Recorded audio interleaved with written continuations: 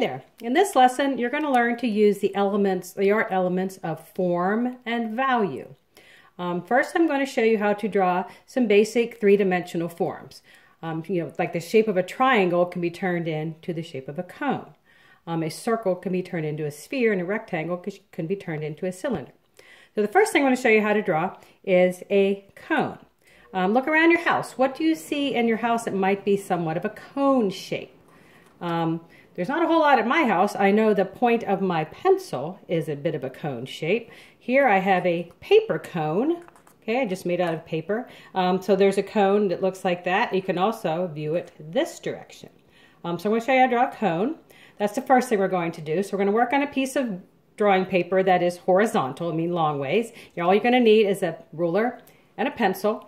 If you don't have a ruler, anything that has a straight edge, even just folding another piece of paper and using the edge of it to draw a straight line. You need to have straight lines.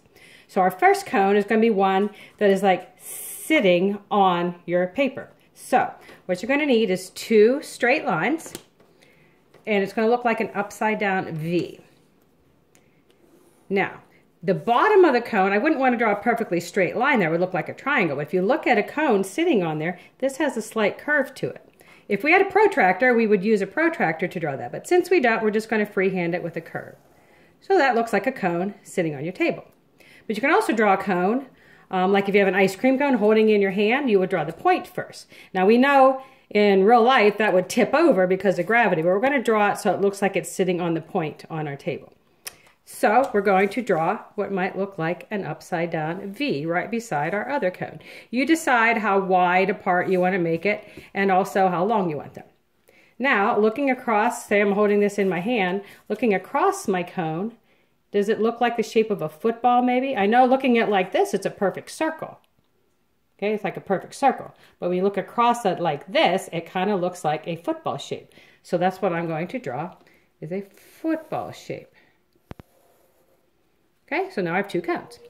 Next, we're going to draw a cylinder. Look around your house. Where do you think you might have a cylinder?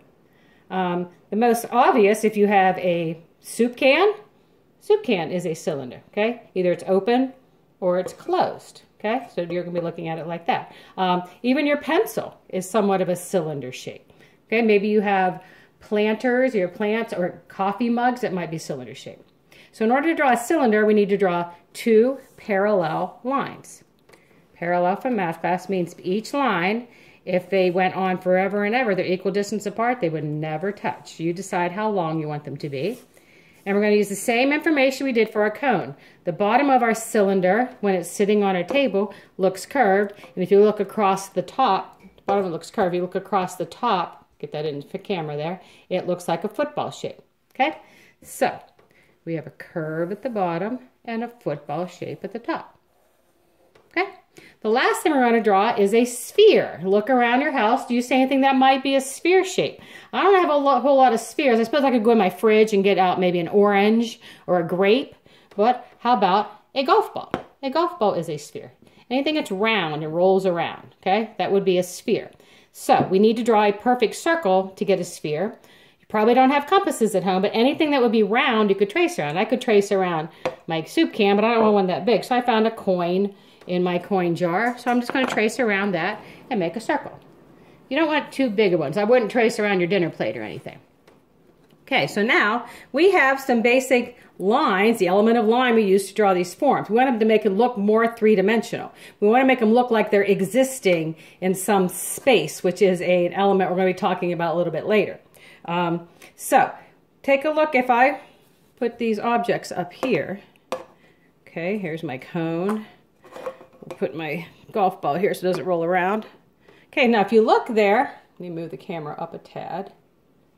Okay, look how the back of my drawing board has a straight line on it. Okay, so now it looks like they're sitting on some type of surface. We're going to draw a straight line behind all of these objects.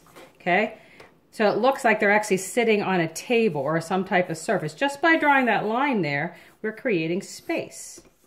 Okay, so now it almost looks like we have a bunch of these objects sitting on a table. Okay, the next video I'm going to show you is how to actually shine a light on these objects and make them look like they cast shadows.